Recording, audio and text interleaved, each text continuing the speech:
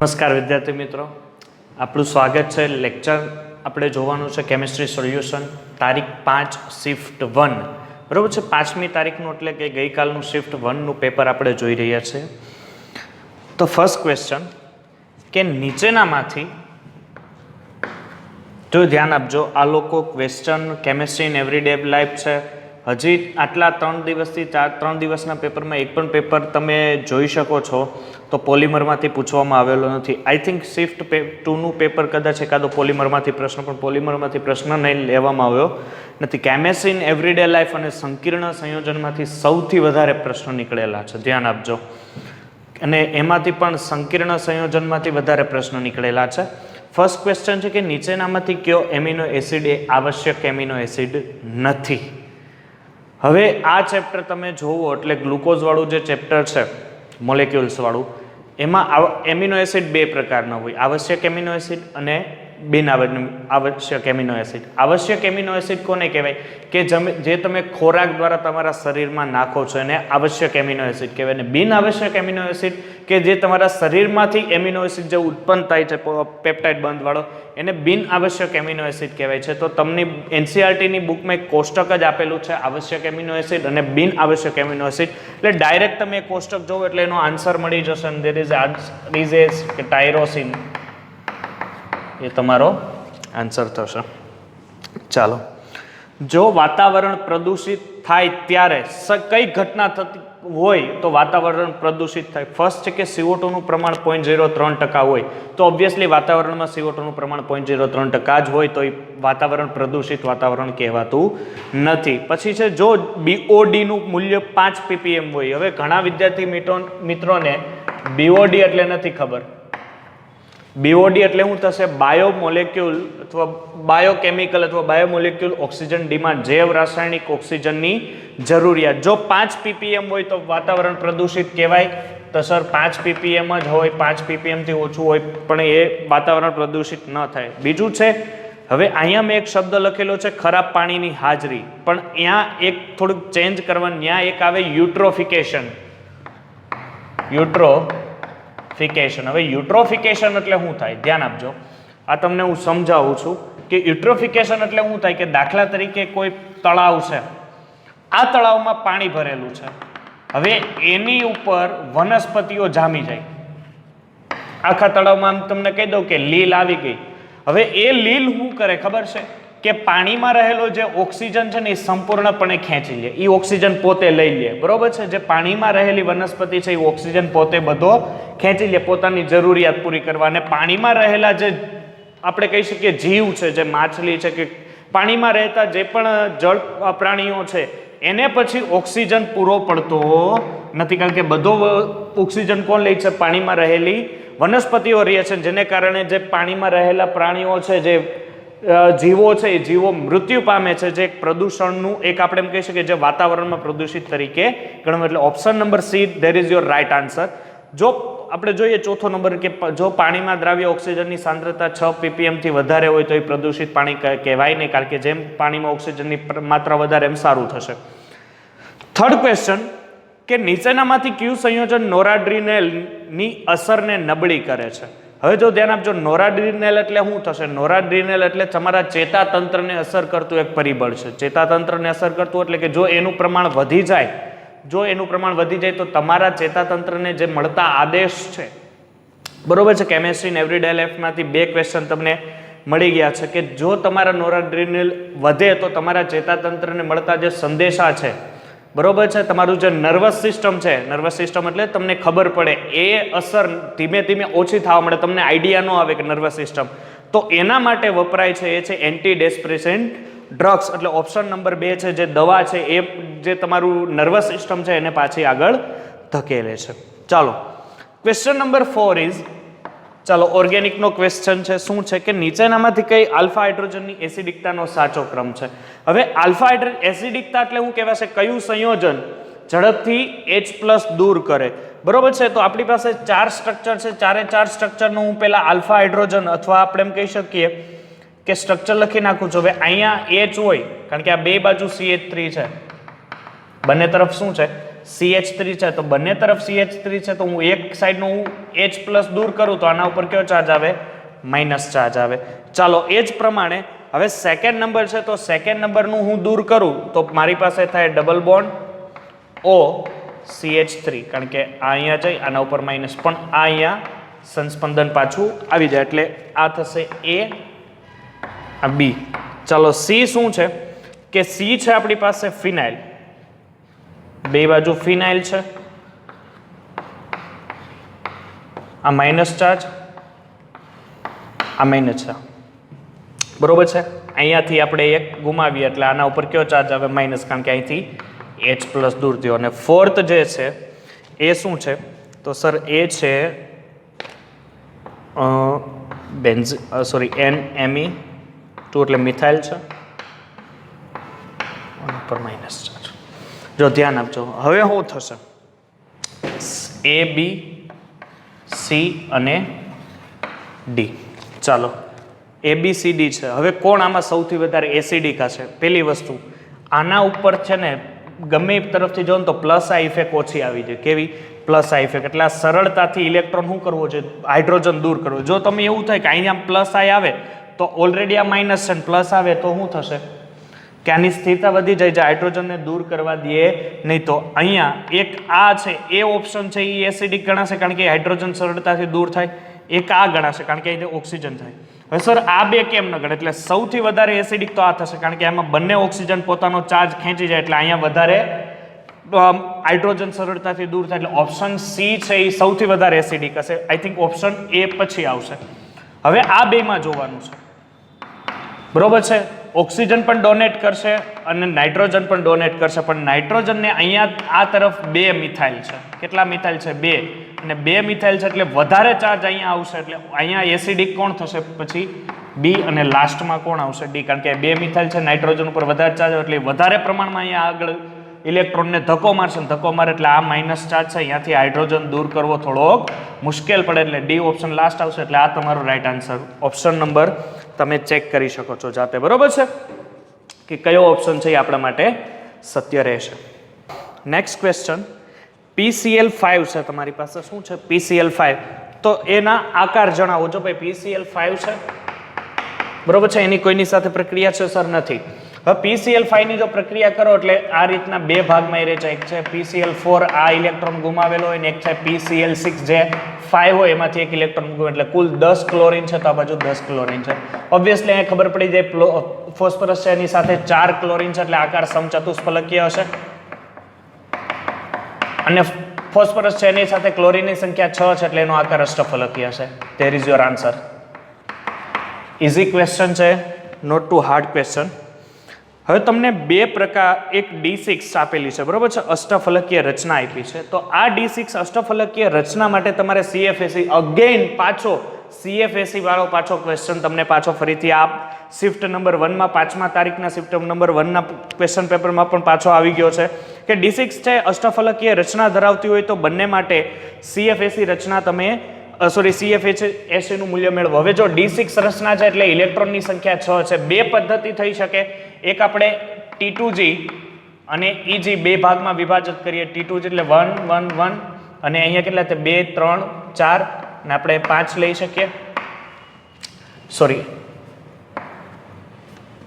આ રીતના લખી શકીએ. સોરી 6 ઇલેક્ટ્રોન છે ને આપણી પાસે એટલે હા રેડી અહીંયા 2 આવી શકે એટલે 6 ઇલેક્ટ્રોન થઈ ગયા.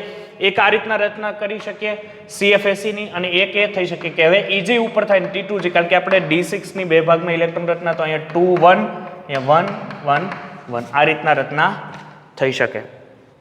જો 4 5 અને 6 તો બંને માટે એ લોકો એવું કહે છે CFAC મેળવો તો CFAC પ્રથમ આના માટે મેળવીએ. CFSE is equal two T2G ઉપર છે એટલે -0.4 delta T2G plus 0.6 delta EG delta 0 પણ અહીંયા P અને N આવે છે પણ એ લખતો નથી, એ કાંઈ આપેલો નથી એટલે -0.4 ઇન્ટુ ઉપર કેટલા ઇલેક્ટ્રોન 4 પ્લસ 0.6 ઉપર કેટલા ઇલેક્ટ્રોન 2 ડેલ્ટા 0 ધેર ઇઝ આની ગણતરી કરશો એટલે -0.40 રેડી. એ જ પ્રમાણે CFAC આની ગણતરી કરો પણ અહીંયા EG ઉપર છે એટલે -0.6 જે વિભાજન થાય છે એ આ બાજુ આવશે એટલે અહીંયા EG પ્લસ 0.4 સોરી અહીંયા T2G ડેલ્ટા 0.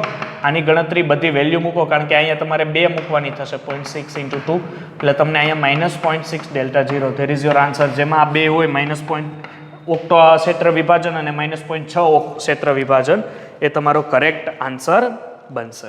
ચાલો આપણે થોડુંક સ્પીડમાં કરશું કારણ કે આપણે શિફ્ટ 2 ના પેપર સોલ્યુશનની પણ આતુરતાથી રાહ જોઈ રહ્યા છીએ. ધ્યાન આપજો, આ એક મેમરી બેઝ ક્વેશ્ચન છે. પ્રોપર કોઈ એનટીએ દ્વારા પેપર આપવામાં આવ્યું નથી કે તમે આ ક્વેશ્ચન સોલ્વ કરો. ચાલો એક સંતુલનની પ્રક્રિયા આપી છે 2NO2 gives N2O4. there is reactionમાં તમને એન્થાલ્પી આપી છે -58. ક્ષેત્રનું શોધ એટલે આ ઉષ્માક્ષેપક પ્રક્રિયા થઈ. એક્ઝોથર્મિક કહેવાશે ઉષ્માક્ષેપક પ્રક્રિયા થઈ. હવે ઉષ્માક્ષેપક પ્રક્રિયા થઈ તો તમને આ પ્રક્રિયા માટે કઈ દિશામાં જશે? લસ એટેલિયરના સિદ્ધાંત પ્રમાણે જ્યારે જે બાજુ વધુ મોલ હોય એ પ્રક્રિયા જો તમે પ્રક્રિયાનો કોઈ ફેરફાર કરો તો એ વધુ મોલથી ઓછા મોલ તરફ જાય. લસ એટેલિયરના સિદ્ધાંત પ્રમાણે વધુ મોલથી ઓછા મોલ એટલે પ્રક્રિયા આ દિશામાં આગળ વધશે. તો એ લોકો તમને ઓપ્શન આપ્યા છે 2 છે કે તાપમાન વધારતા અને દબાણ વધારતા. શું થાય? ઓપ્શન નંબર 1 કે જો તમે તાપમાન વધારો તો પ્રક્રિયા નિપજ તરફ જશે. જો તાપમાન વધારો તો પ્રક્રિયા નિપજ તરફ જશે નહીં જાય. બીકોઝ આ પ્રક્રિયા કેવી છે? ઉષ્માક્ષેપક. ઉષ્માક્ષેપક એટલે તમારે એને તાપમાનની જરૂર જ નથી. ઓલરેડી એ નિપજ બનાવે છે ત્યારે ઓલરેડી એ ઉર્જા ગુમાવે છે અને જો તમે એને ઉર્જા આપો તો પ્રક્રિયા આગળ વધે નહીં. એટલે ઓપ્શન નંબર A ડાયરેક્ટ ત્યાંથી ખોટો આવી જાય. એ કેમ કે છે કે દબાણ વધારતા નિપજ બધું વધે? હા તો ઓબ્વિયસલી વધે કારણ કે દબાણ અને તાપમાન લસ એટેલિયરના સિદ્ધાંત પ્રમાણે વધુ મોલથી ઓછા મોલ તરફ ગતિ કરે. પણ પેલું તાપમાન વધારતા નિપજ બાજુ જાય એ ખોટું થાય છે. બીજો ઓપ્શન છે કે પ્રક્રિયક બાજુ. જો તાપમાન વધારો તો પ્રક્રિયક બાજુ. એટલે એ લોકો એમ કે છે કે જો તાપમાન વધારો તો આમ રિવર્સ થાય. ઓબ્વિયસલી કારણ કે ઉર્જા મુક્ત કરે છે અને હવે વધારે કરો તો નિપજથી કઈ તરફ જશે? પ્રક્રિયક તરફ. અને ઓપ્શન બી દબાણ વધારતા નિપજ બાજુ તો ઓબ્વિયસલી એ પણ સાચું છે. એટલે રાઈટ આન્સર ઇઝ બી. તમારો બી આન્સર આવશે. ચાલો 8મો ક્વેશ્ચન છે કે નીચેની CMC એટલે થશે કોન્સન્ટ્રેટેડ ઓફ મિસલ, બરોબર છે? માટે મિસેલ રચના માટે કઈ આકૃતિ સ્થાયી છે? બરોબર છે. હવે આપણને ખબર છે મિસેલ માટે આ ઉપર Cl- Na+. ઓકે, હવે આપણને સ્ટ્રક્ચરમાં પૂછ્યું છે તો તમને આ શીર્ષ છે અને આ પૂંછ છે. બરોબર છે? આ પૂંછ છે અને આ શીર્ષ છે. તો પહેલી વસ્તુ આપણને ખબર છે કે શીર્ષને પાણી પ્રત્યે આકર્ષણ હોય. પાણી પ્રત્યે આકર્ષણ હોય અને પૂંછને પાણી પ્રત્યે અપાકર્ષણ હોય. આટલી વસ્તુ ખબર પડી કે શીર્ષને પાણી પ્રત્યે આકર્ષણ હોય, પૂંછને પાણી પ્રત્યે, કારણ કે આ આલ્કાઇન છે C70H35. ઓકે, C70H35 છે. હવે તમે એને રચના આપી છે. પહેલી વસ્તુ મિસેલ રચના હોય એટલે મિસેલ રચના આ રીતની હોય આપણને ખબર છે. તો આ ચકેડા સિવાય જે પણ તમને ડાયાગ્રામ આપ્યા છે ખોટા થશે. એટલે ઓપ્શન 3 અને 4 એ ખોટો થશે. 1 અને 2 માં આપણે લડવાનું રહેશે. તો 1 અને 2 માં જુઓ તો બે રીતના છે. આ બે ગ્રાફ આપ્યું છે તમને. એમાં એવું આપ્યું છે કે એકમાં છે ને આ જે ભાગ છે ને શીર્ષવાળો એ 12 છે, જે પાણીમાં છે એમ પણ કહી શકાય આપણે, કારણ કે પેલું જે સાઈડમાં મેં દોરેલું પાણી, અને એકમાં શીર્ષવાળો ભાગ અંદર છે ને પૂંછવાળો ભાગ પાણીમાં છે. તો ઓબ્વિયસલી આ ભાગ ખોટો પડે કારણ કે પૂંછ એ પાણી પ્રત્યે અપાકર્ષણ ધરાવે. એટલે there is your right answer is A, કારણ કે જે શીર્ષ છે એને પાણી પ્રત્યે આકર્ષણ હોય છે.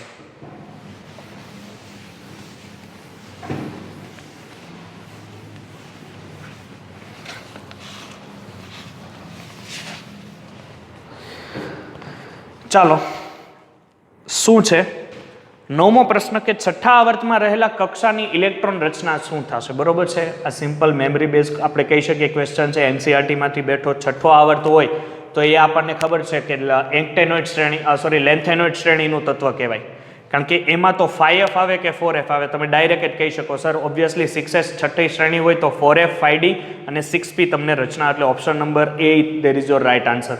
આપણને ખબર જ છે ઓબ્વિયસલી છઠ્ઠો આવર્ત હોય તો એ એક્ટેનોઇડ એટલે એમાં 5f હોય, અને 7મો આવર્ત હોય તો છઠ્ઠો હોય તો 4f હોય અને 7મો હોય તો 5f છે. ચાલો ગેડોલિનિયમ આપેલો છે 64મા ક્રમના નંબરનું તત્વ આપેલું છે. આ 64માં GD. ચાલો ઇલેક્ટ્રોન રચના શું થશે? ઝેનોન થશે. ઝેનોન 4f7 3d 1 અને 4s2 આ રીતની રચના થશે. બરોબર છે.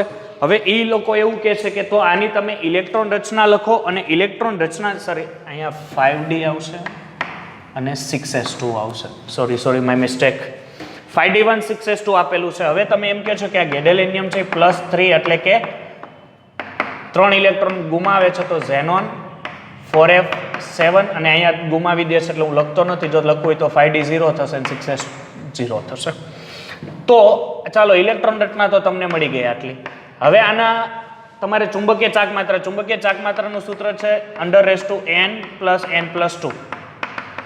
ચાલો n એટલે અયુગ્મિત ઇલેક્ટ્રોનની સંખ્યા આપણને ખબર છે. f કક્ષકમાં કુલ 7 જગ્યા ખાલી હોય ને 14 ઇલેક્ટ્રોન જઈ શકે.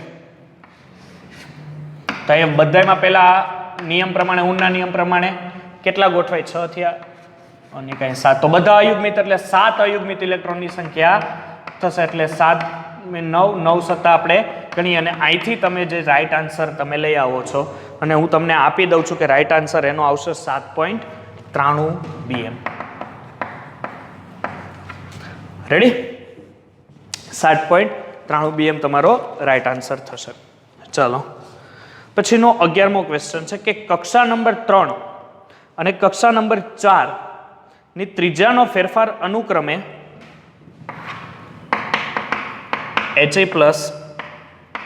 R01 અને લિથિયમ +2 R02 છે. બરોબર છે. Ag+ અને તમને નીચેનું લિથિયમ આપેલું છે R02 છે. તો આ પ્રક્રિયા માટે બરોબર છે. તો પહેલી વસ્તુ કે ત્રિજ્યા માટે છે એટલે R = n²/z.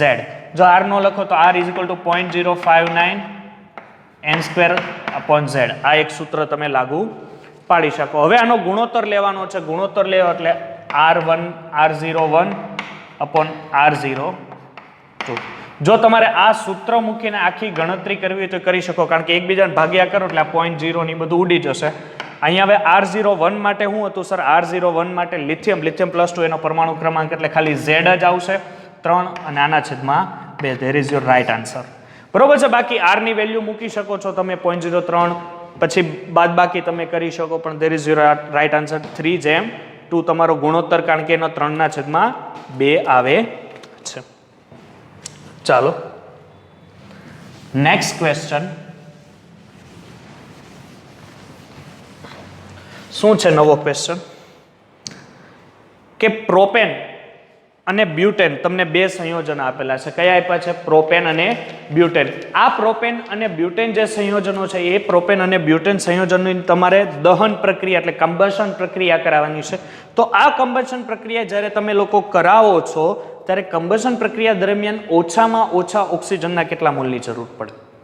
તો કમ્બશન પ્રક્રિયાનું એક સૂત્ર હતું CxHy + x + y / 4 O2 x CO2 + y/2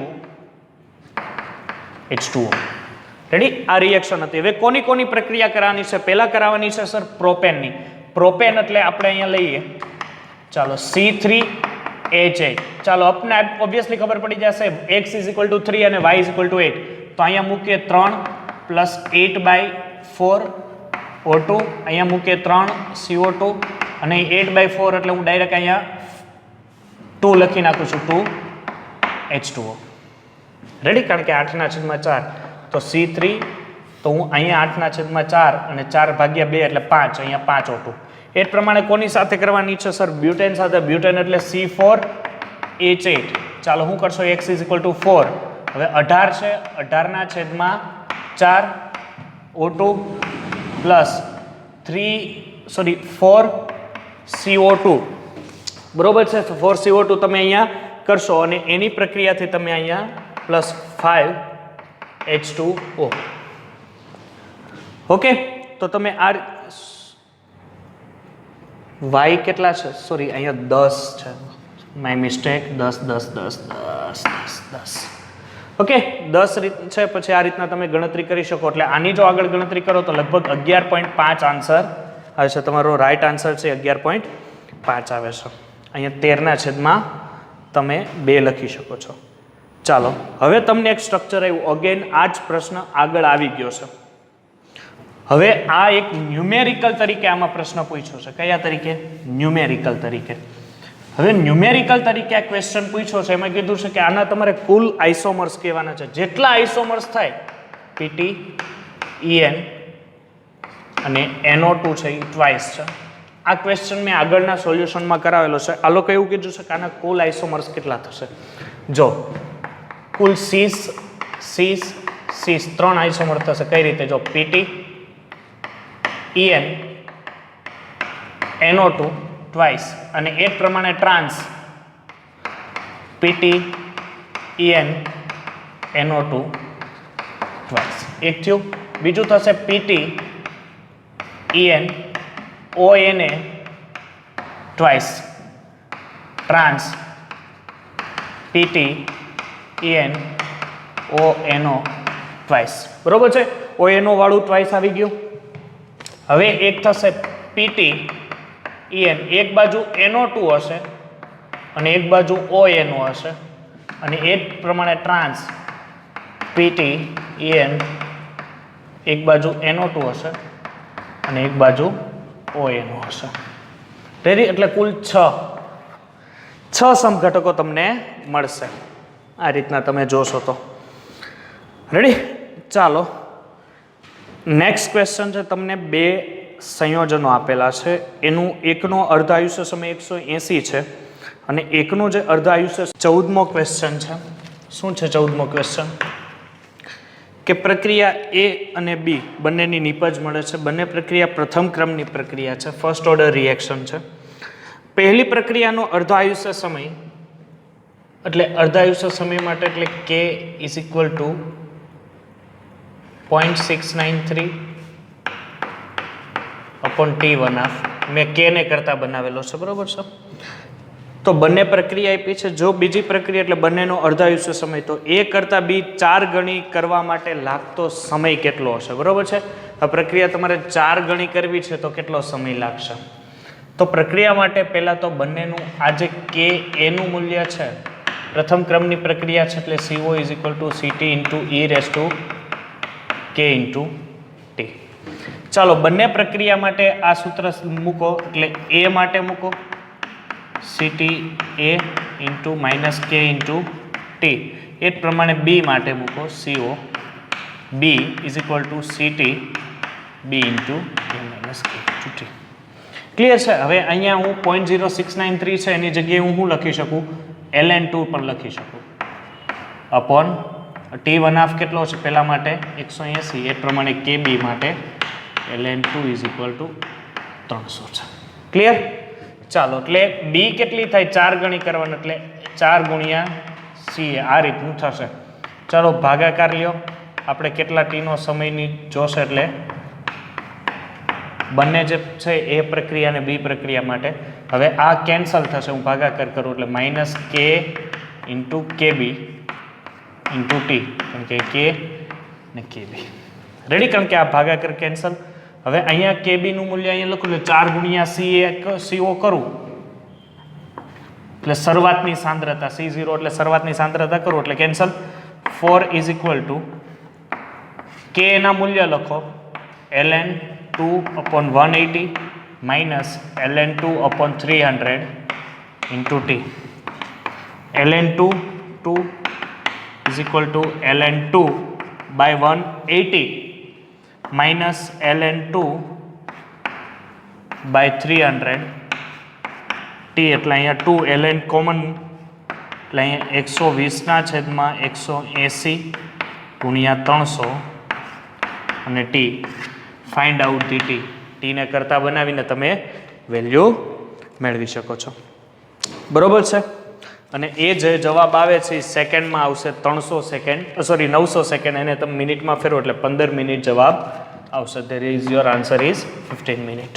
કે તમને ગેલ્વેનિક કોષ આપેલો છે. ગેલ્વેનિક કોષ આપેલો છે એમાં તમને ડેલ્ટા G0 નું મૂલ્ય આપ્યું છે અને E0 સેલ મેળવવાનો છે. આપણી પાસે દાખલાનું સૂત્ર છે delta G0 is equal two minus NF E0 cell.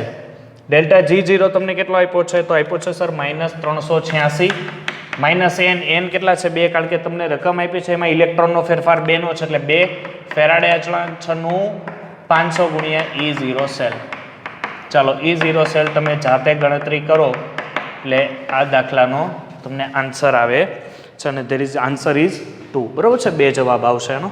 EDTA કેટલા ઇલેક્ટ્રોન દાન કરી શકે? પહેલા તો તમને આ માટે EDTA નું સ્ટ્રક્ચર આવડતું હોવું જોઈએ. બરોબર છે.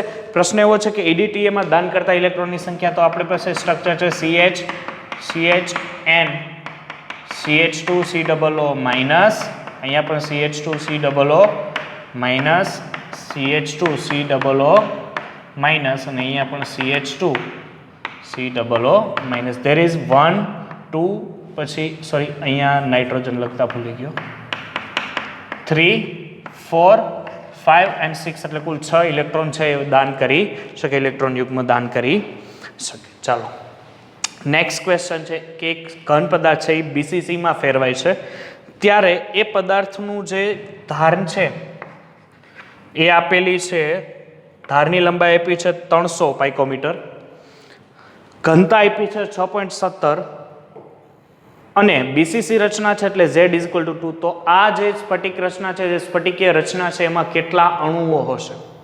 તો અણુ કેટલા હશે એ મેળવવા માટે તમારી પાસે કેટલા મોલ છે એ મેળવવું પડશે. બરોબર છે. વજન આપેલો છે તમને એનો, 200 ગ્રામ સ્ફટિકમાં કેટલા અણુઓ હશે એવો પ્રશ્ન પૂછ્યો હતો. તો 200 ગ્રામ સ્ફટિક પહેલા તમારે એના મોલ મેળવી લો. હવે વજન આપ્યો છે પણ આણ્વીય દળ નથી ખબર, તો એના માટે આપણી પાસે સૂત્ર છે D = Z × M/A³ × Na. ચાલો Z કેટલું છે? 6.17. Z 2 છે કારણ કે BCC રચના છે એટલે બોડી સેન્ટર ક્યુબિક એટલે 2. M મેળવવાનું છે A³ એટલે કેટલું થશે? 300 છે એટલે 3 × 10⁻8⁻³ કારણ કે ક્યુબ, અને એવોગેડ્રો આંક 6.022 × 10⁻23 ઘાત. એટલે તમને અહીંયા M મળશે, ગણતરી કરશો એટલે 50 મળશે. શું મળશે? આણ્વીય દળ 50. ચાલો મોલ મેળવો. મોલનું સૂત્ર થાય વજનના છેદમાં આણ્વીય દળ. રકમમાં વજન કેટલો આપ્યો છે સર? 200 વજન આપ્યો છે, 200 ગ્રામ, અને આન કરો એટલે 50 ચોક 200 એટલે મોલ કેટલા મળ્યા? 4. હવે 1 મોલ હોય ત્યારે એમાં એવોગેડ્રોની સંખ્યા કેટલી હોય? Na. એટલે Na એટલે એવોગેડ્રો 6.022 × 10⁻23 ઘાત. કેટલા મોલ છે? 4 મોલ. તો 4 × Na. There is your answer. એટલે ઓપ્શન નંબર છે એ છે એ તમારો સાચો જવાબ થશે. ચાલો પછીનો 18મો ક્વેશ્ચન છે. શું છે 18મો ક્વેશ્ચન? 18મો ક્વેશ્ચન કંઈક એ રીતનો છે કે તમને જળવાયુ બનાવવા માટે કઈ પ્રક્રિયા આપે છે? તો જળવાયુ બનાવવા માટે કાર્બન + H2O ની પ્રક્રિયા હોય એ જળવાયુ બનાવે. તો ફર્સ્ટ આન્સર છે એ તમારો, સોરી ફર્સ્ટ MCQ છે એ તમારો આન્સર છે કે CO + H2O એને મિશ્રણને જળવાયુ, કારણ કે સેકન્ડ છે CO + N2 એટલે ઉત્પાદક વાયુ થાય. બરોબર. તો બીજી બધી પ્રક્રિયાથી COH2 બને છે, જો થર્ડ મેટરથી, પણ મિથેન દ્વારા બનતા જે CO + H2 છે એ જળવાયુ તરીકે રહેતા નથી. ચાલો બેઝિકતાનો ક્રમ તમને આપ્યો છે, 4 4 આપણે સ્ટ્રક્ચર લખીએ કે નીચેનામાંથી કોણ સૌથી વધારે બેઝિક થશે. તમને અહીંયા આ રીતનું સ્ટ્રક્ચર આપ્યું છે. એક સેકન્ડ નંબર છે એ આ રીતનું છે. ચાલો થર્ડ છે કંઈક આ રીતનું છે.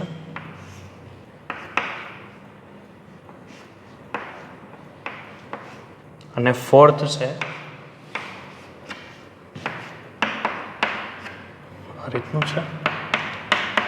ચાલો કોણ સૌથી વધારે બેઝિક હશે? A, B, C અને D. ચાલો સૌથી વધારે બેઝિક કોણ હશે? પેલું તો આ જે નાઇટ્રોજન છે એનું સંકરણ sp2 છે, આનું sp3 છે, આનું sp2 છે અને આ સંકરણ છે એનું પણ sp2 છે. ચાલો ક્લિયર. ઓકે, અને એક રહી ગયું છે. ચાલો હવે એ લોકો એવું કહે છે કે કોણ સૌથી વધારે બેઝિક, એટલે તમારે ચડતો ક્રમ કેવી રીતના ગોઠવવાનું છે. તો ઓબ્વિયસલી જેની પાસે ઇલેક્ટ્રોન દાન કરવાની ક્ષમતા વધારે એ બેઝિક હોય. બરોબર છે. તો આ 4 4 ઓપ્શનમાંથી મને B ઓપ્શન સૌથી વધારે ઇલેક્ટ્રોન યુગ્મ દાન કરતો એવું દેખાય, બીકોઝ એની પાસે અયુગ્મિત ઇલેક્ટ્રોન છે. શું છે? એની પાસે અયુગ્મિત ઇલેક્ટ્રોન છે. જ્યારે અહીંયા આની ઉપર છે તો સર અહીંયા પણ છે, તો અહીંયા આ ઇલેક્ટ્રોન એનો સંસ્પંદનમાં આવી જાય. ક્યાં વયો જાય? સંસ્પંદન. પણ અહીંયા એવું કે સંસ્પંદન થઈ શકતું નથી. તો હવે સંસ્પંદનમાં ઇલેક્ટ્રોન વહી જાય એટલે સૌથી ઓછું C આવશે. કારણ કે સંસ્પંદનમાં ઇલેક્ટ્રોન વધે એટલે ઇલેક્ટ્રોન દાન કરવાની ક્ષમતા એનામાં શું થઈ જાય? ઓછી થઈ જાય. એટલે બી સૌથી વધારે હશે અને સી સૌથી ઓછું હશે. હવે એ અને ડી વચ્ચે આપણે લડત લડવાની છે. તો એ અને ડી નો જે અહીંયા ઇલેક્ટ્રોન યુગ્મ આની ઉપર હશે તો અહીંયા sp અને આ જે સમીકરણ હશે sp3 એટલે આ ઇલેક્ટ્રોન ડાયરેક્ટ અહીંથી ડોનેટ કરી શકે. જે આ ડાયરેક્ટ ડોનેટ ન કરે એટલે આનો ડી ઓછો, પછી એ, એટલે there is your answer C, A, D અને બી. તો તમારો ઓપ્શન છે એ ચેક કરી શકો છો. ઓકે, ચાલો તો તમે 18મો 19મો ક્વેશ્ચન આપણે પૂરો કર્યો. 20મા ક્વેશ્ચન તરફ આપણે આગળ વધીએ. તો 20મો ક્વેશ્ચન આપણને શું કહે છે કે ઓર્ગેનિક પ્રક્રિયા છે. તો હવે એમસીક્યુ તમને બોર્ડ ઉપર દેખાતો હશે. કઈ રીતનો છે કે બેન્ઝીન છે એની સાથે મિથાઇલ સંયોજન છે, 2 મિથાઇલ સંયોજન, અને સક્સીની એસિડ, સોરી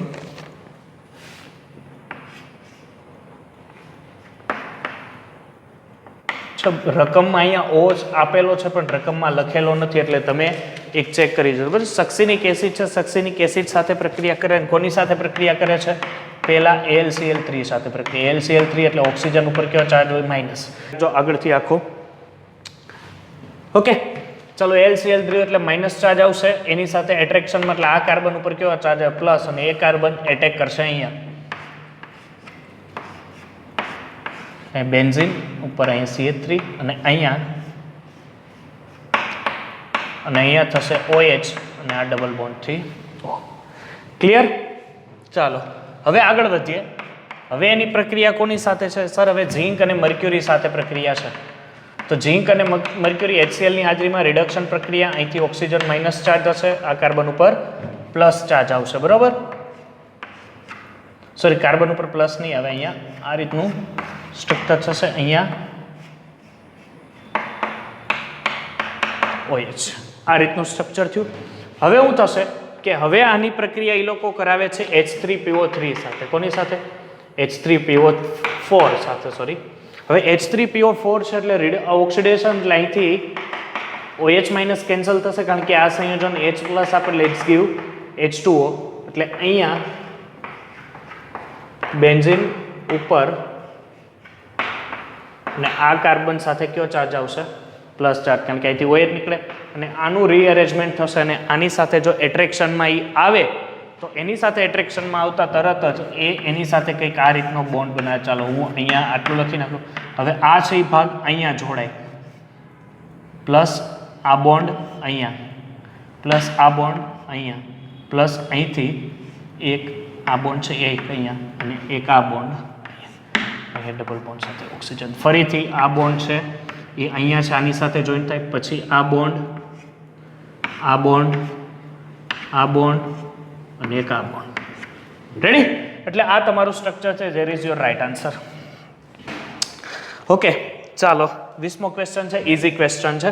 હવે તમને એક પ્રક્રિયા, એક આલેખ આપ્યો છે. આલેખમાં કંઈક આ રીતનું છે, જુઓ તો એકદમ ઇઝી આલેખ છે. અને થોડોક આ એક મસ્તીનો દાખલો પણ એક કહી શકાય.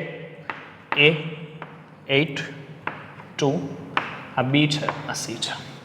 ચાલો હવે તમને એવું કહે છે કે ત્રણેય પ્રક્રિયા માટે T1 છે, જે T1 એ A, B અને C માટે રેશિયો મેળવો. તમને એક સિમ્પલ વસ્તુ ખબર છે તમને વિદ્યાર્થી મિત્રો કે K ઇઝ ઇક્વલ ટુ, ધ્યાન આપજો, K is equal two ln2, કારણ કે આ વિરુદ્ધ કોનો છે? ln K વિરુદ્ધ સમયનો આલેખ છે. એટલે અહીંયા અર્ધ આયુષ્ય સમય એટલે T1 નીચે આવશે. ચાલો બધી પ્રક્રિયા માટે લઈએ તો કે A માટે લઈએ, ln માટે શું છે? 10. T1 એટલે T વિરુદ્ધનો આલેખ આપણે T1 નો અહીંયા લઈએ એટલે આના માટે શું આવે? 8, એટલે 10/8. KB, ચાલો અહીંયા શું છે? B માટે અહીંયા 5, અહીંયા શું આવશે? 8, કારણ કે ln એટલે ln ઉપર 5 છે અને T1 એના ઉપર 8 છે. KC શું આવશે? સર 5 જ રહેશે, ln2 K 5 જ અને અહીંયા છેદમાં 2. સિમ્પલ વસ્તુ. હવે T તમારે મેળવવો હોય તો T1 is equal two 1/K થશે.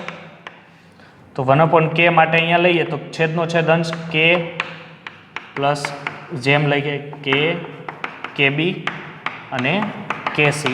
છેદનો છેદ અંશમાં જશે એટલે આનું બધા મૂલ્ય અને આને 5/20 છે એ લોકોએ આન્સર પ્રમાણે જો આપણે ગોઠવ્યું હોય તો 20/8 એટલે 4 ગણા કરવા પડશે. k નું મૂલ્ય છે એટલે 10/8 છે એટલે અહીંયા હું 8/10 લખી શકું કારણ કે છેદ અહીંયા લખો 10/8 એટલે છેદનો છેદ અંશમાં વહી જાય અને બીજું આવશે 8/5 અને લાસ્ટ આવશે 8/20. આવો ગુણોત્તર જો તમારા ઓપ્શનમાં ક્યાંય દેખાતો હોય that is your answer. Clear? ચાલો હવે તમે આપેલો છે એક 22મો પ્રશ્ન. શું છે 22મો પ્રશ્ન? એલિંગ્રામ આલેખ માટે સાચું શું છે? હવે એલિંગ્રામ આલેખ તમે ધાતુ કર્મ વિધિ પ્રક્રિયામાં જોયો હશે. શું છે? ફર્સ્ટ કે એલિંગ્રામ આલેખ માટે ધાતુના ઓક્સાઇડ વિરુદ્ધ HF એટલે કે એન્થાલ્પી વિરુદ્ધ T નો આલેખ હશે. ખોટું. જો ધાતુના ઓક્સાઇડ, જો ધ્યાન આપજો, થિયરી વાળો ક્વેશ્ચન છે, હું અહીંયા સમજાવું તો પણ કામનું તે. જો તમારા મગજમાં થિયરી હોય તો તમને આઈડિયા આવશે. ધાતુના ઓક્સાઇડને રિડ્યુસ એટલે રિડક્શન કરો છો ત્યારે એલિંગ્રામ આલેખ ઉપરના ભાગમાં દેખાય છે એટલે આપણને બધા એરા ઉપરના ભાગમાં દેખાય છે. યસ, જો તમે એલિંગ્રામ આલેખ ઉપર એકવાર તમારે નજર મારવી પડશે. ઓબ્વિયસલી ઓપ્શન સી એમ કે છે કે નીચેના તરફ ગ્રાફ હશે તો ઓબ્વિયસલી એ ખોટો પડશે કારણ કે ગ્રાફ ઉપર તરફ, એટલે બી ઓપ્શન સાચો, એ અને સી ખોટા. તો ચોથો ઓપ્શન છે ડી કે C plus CO2 sorry O2 it's give CO. આ ડેલ્ટા G વિરુદ્ધ T નો આલેખ ઢાળ કેવો મળે? ઋણ મળે. એટલે એ લોકો એવું કહે છે કે આ વિરુદ્ધ જો તમે આલેખ લ્યો, કાર્બનની ઓક્સિજન સાથે પ્રક્રિયા કરો એટલે ડેલ્ટા 0 વિરુદ્ધ T નો આલેખ જે તમને છે એ ઋણ મળે. બીકોઝ કારણ કે અહીંયાથી એન્થાલ્પી આપણે એમ કહી શકીએ કે એન્થાલ્પીને શું કરે છે? દૂર કરે છે. શેપક પ્રક્રિયા જ્યારે કમ્બશન થાય ત્યારે શું થાય છે કે કાર્બન પ્લસ ઓક્સિજન જ્યારે રિએક્શન કરે ઇટ્સ ગીવ તમને CO2 આપે છે ત્યારે આ પ્રક્રિયા દહન પ્રક્રિયા છે. દહન પ્રક્રિયામાં ઉષ્મા આપવી નથી પડતી, ઉષ્મા દૂર થાય છે એટલે તમારો ઢાળ કેવો મળશે? ઋણ મળે છે. તો આઈ હોપ તમને ચેપ્ટર તારીખ 5ના શિફ્ટ 1ના સોલ્યુશનમાં આઈડિયા આવ્યો છે. જો આઈડિયા આવ્યો હોય તો ફરીથી આ ચેનલને સબસ્ક્રાઇબ કરો, વધુમાં વધુ શેર કરો. જય હિન્દ, જય ભારત.